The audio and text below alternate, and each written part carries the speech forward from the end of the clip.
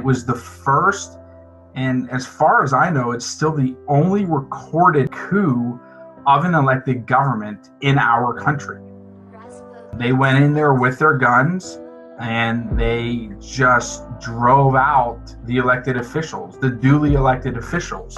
And I'm gonna have to look it up. I forget. I mean, it was about 65. So 65. They killed 65 African Americans at the time, and it was 400. It was actually 400 of these militia at that time. That was their version of the National Guard at the time. Mm-hmm. And also during that time, we had Buffalo Soldiers who were armed and ready to defend a lot of these areas that were popping up. But somehow this militia was able to coordinate and figure out how to keep the Buffalo Soldiers stationed somewhere else while this attack took place. And so they went in and they basically killed people who were defenseless. They were white allies who actually fought against this coup.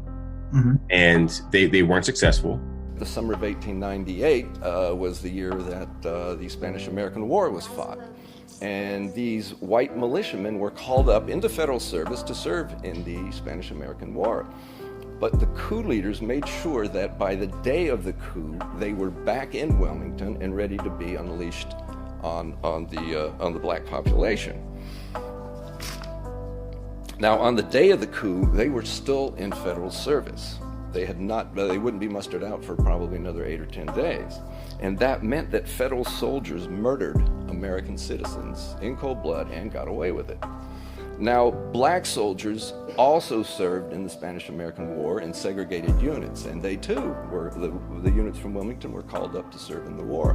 But the leaders of the coup made sure that they were not back in town by the day of the coup. They kept them on a training base in Georgia, hundreds of miles away. So that meant the black community was defenseless on the day of the coup. All these young men trained as soldiers, trained in weapons, were unavailable.